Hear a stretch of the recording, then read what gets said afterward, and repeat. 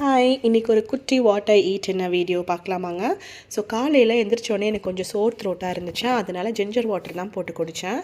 And breakfast பார்த்திங்கன்னா ஒரு பனானாவும் soaked almonds and mid morning as usual பால் காஃபி. அண்ட் இது என்ன செஞ்சிட்ருக்கேன்னு பார்த்தீங்கன்னா 1 pot பச்சைப்பயிறு குழம்பு.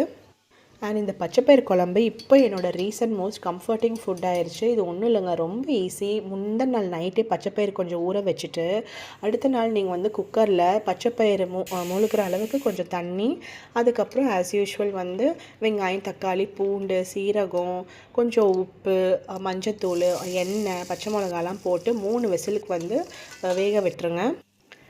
வெந்துட்டோடனே வந்து அதுக்கு ஒரு தாளிப்பு, கடுகு, உளுத்தம்பருப்பு, கருவேப்பிலை போட்டுக்கலாம். என்கிட்ட இல்லை வரமிளகா இல்லாட்டி பச்சை மிளகா, வெங்காயம்லாம் கட் பண்ணி அதுக்கு ஒரு தாளிப்பு கொடுத்து ஒரு 2 நிமிஷம் கொதிக்க விட்டால் இந்த குழம்பு ரெடி ஆயிரும்.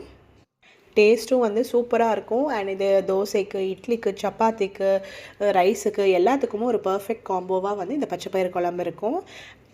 ஸோ ஈவினிங்கும் கொஞ்சம் எல்லாம் வெளியிலலாம் போயிட்டு வந்துட்டு அண்ட் டின்னர் பார்த்திங்கன்னா கோதுமை தோசையும் தேங்காய் சட்னியும் தான் பண்ணேன்.